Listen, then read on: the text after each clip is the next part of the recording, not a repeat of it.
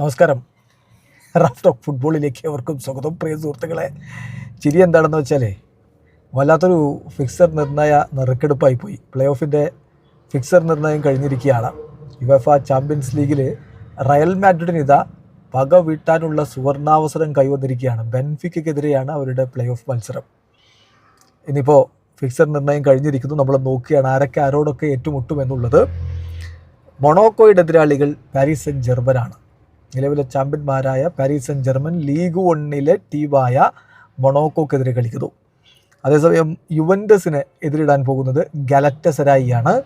പിന്നെ Real Madrid versus Benfica. എന്ത് സംഭവിക്കും?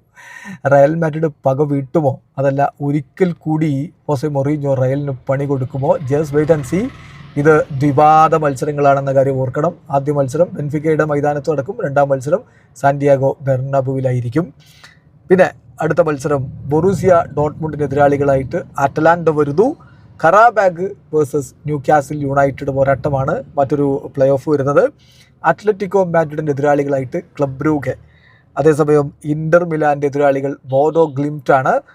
പിന്നെ ബയർ ലെവർക്യൂസനും ഒളിമ്പിയാക്കോസും തമ്മിൽ ഏറ്റുമുട്ടും. ഏതായാലും റയൽ മാഡ്രിഡിൻ്റെ ആരാധകർ കഴിഞ്ഞ ദിവസങ്ങളിൽ നമ്മുടെ കമൻറ്റ് ബോക്സിൽ കമൻ്റ് ഇട്ടുകൊണ്ടിരുന്ന ഒരു കാര്യമാണ് ബെൻഫിക്കയെ തന്നെ കിട്ടണം, ബെൻഫിക്കയെ തന്നെ കിട്ടണം, അവർക്ക് പണി കൊടുക്കണം എന്ന്. അതിന് സാധിക്കുമോ, അതല്ല വീണ്ടും ഹോസെ മൊറീഞ്ഞോ പണി കൊടുത്തിട്ട് പോകുമ്പോൾ? Just wait and see. Video അവസാനിക്കുന്നു. ഫുട്ബോൾ ലോകത്തെ കൂടുതൽ വിശേഷങ്ങളുമായി റാഫ് ടോക്സിൽ എത്താം.